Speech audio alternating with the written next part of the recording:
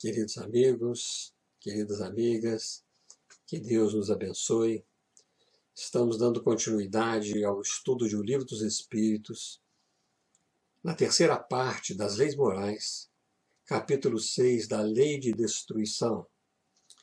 Ainda estamos estudando o item assassínio, que é o item 4 deste capítulo, e vamos hoje estudar as questões 750 e 751. As reflexões dessas duas questões vai encerrar este item. Então, comecemos pela questão 750, quando Kardec então pergunta aos espíritos: qual o mais condenável aos olhos de Deus? O parricídio ou o infanticídio? Ambos são igualmente, porque todo crime é um crime. Vamos aqui fazer algumas lembranças daquilo que nós já estudamos, né? Há uma diferença entre que seja um assassínio aos olhos de Deus e aos olhos humanos. Qualquer crime é crime aos olhos de Deus. Este é um princípio geral que nós temos que ter em mente. Isto porque fere o primeiro direito dos homens, os direitos naturais dos homens, que é o de viver. Uma vez que aquele que tira a vida do seu semelhante corta o fio, então, de uma existência de expiação ou de missão. O problema está aí é que está o mal, de cortar este fio da existência de expiação ou de missão. Nós ainda recordamos, né, da lei. A lei é antiga, não matarás. E um outro ainda, honrarás a teu pai e tua mãe. Veja, então não importa se é o filho que tira a vida do pai ou o pai que tira a vida do filho, se é o filho que tira a vida da mãe ou a mãe tira a vida do filho. Isso daí não importa, qualquer que seja o motivo, qualquer que seja a forma. Isso é crime perante a lei divina. Deus julga pela intenção, pela situação. E a culpabilidade, então, será proporcional a essa intenção, às situações que aparecem, conforme nós já estudamos em questões anteriores. Até mesmo situações de legítima defesa, que um ou outro pode ocasionar a vida daquele que está atacando, defendendo a sua própria vida ou defendendo a vida dos seus. Assim, aquele que comete o crime será punido com toda relação, com toda certeza. Por quê? Pois ele transgrediu uma lei natural. Gera infelicidade para si mesmo por causa desse desvio. E aí terá a necessidade de expiar e reparar a falta cometida. Veja que lei maravilhosa esta lei divina. Este é um ponto importante da lei de Deus. Não basta que o criminoso sofra pelo que fez. Terá que reparar o mal praticado. Nessa vida ou em outras vidas. É assim que Deus, na sua infinita justiça e bondade, nos dá a oportunidade de crescimento espiritual, de forma a aprendermos a amar uns aos outros, de forma a nos unirmos mais, a acertar as nossas situações com os nossos adversários enquanto estamos a caminho com eles. Então, veja, esse ensinamento do Cristo nos faz lembrar tudo isso. Por quê? Porque se temos alguma dificuldade entre pais e filhos ali, nesse sentido, é a hora de reconciliação. É hora de fazer a nossa parte para reconciliar-nos com aqueles que as afinidades não são ainda muito bem estabelecidas no campo da fraternidade. Por isso, ambos são igualmente crime, porque todo crime é crime e é condenável aos olhos de Deus. Tanto faz, então, o pai matar o filho, os pais matarem o filho, ou o filho matarem os pais, em qualquer situação. O problema, então, fica só restrito à culpabilidade, às circunstâncias, às necessidades, às situações que aparecem em cada momento. Continua Kardec no item 751. Como se explica que entre alguns povos já adiantados, sob o ponto de vista intelectual, o infanticídio seja um costume e esteja consagrado pela legislação? Olha que pergunta interessante e importante para todos nós, né? A resposta: o desenvolvimento intelectual não implica a necessidade do bem. Um espírito superior em inteligência pode ser mau. E isto se dá com aquele que muito tem vivido sem se melhorar, apenas sabe. Uma pergunta sábia e uma resposta mais sábia ainda, né? Então veja, esta pergunta foi feita no século XIX e ainda tem a sua razão de ser. Recordando algumas situações ainda do nosso mundo de hoje, né? Na China, por exemplo, o infanticídio, sobretudo de meninas, vem de longo, mas de longo tempo, há cerca de 2000 anos. Em todo o mundo, a prática do infanticídio tem sido praticado, o infanticídio tem sido praticado desde a antiguidade, para efeitos de controle populacional. É um método que ainda não é sancionado naturalmente, de planejamento familiar, mas ele é utilizado e tem sido tolerado durante séculos, até tempos recentes foi tolerado, né? Hoje não se faz mais isso, para o controle populacional, exceto alguns casos isolados que ainda acontecem. Lembramos também da Grécia. Na época da Grécia Antiga, a cultura era bastante adiantada. Os pais espartanos, principalmente em Esparta, né, matavam as crianças que nasciam com certos defeitos, que não daria, com esses defeitos, não daria para que elas fossem guerreiras, né, ou então sustentar a família, ou contribuir com a sociedade de uma forma qualquer. Seria então este peso para a sociedade, peso para a família, e não sendo guerreiro, eles assassinavam essas crianças. E isso estava contido na legislação do Estado. Era permitido, era até mesmo obrigatório que fosse desta forma. No Brasil, tem uma prática interessante que nós precisamos de dar uma olhadinha nela também.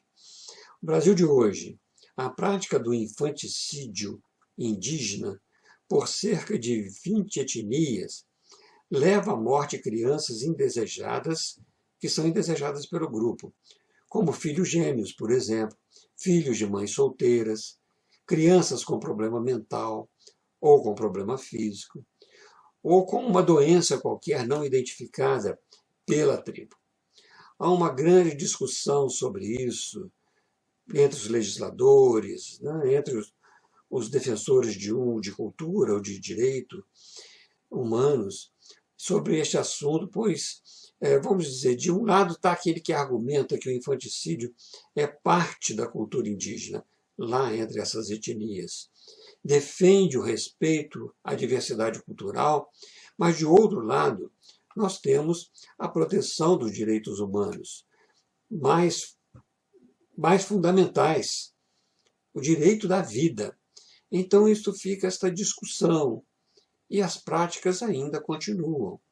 E por esses indígenas eles se constituírem grupos mais isolados, grupos sociais autônomos, né? As práticas e costumes deles são próprias.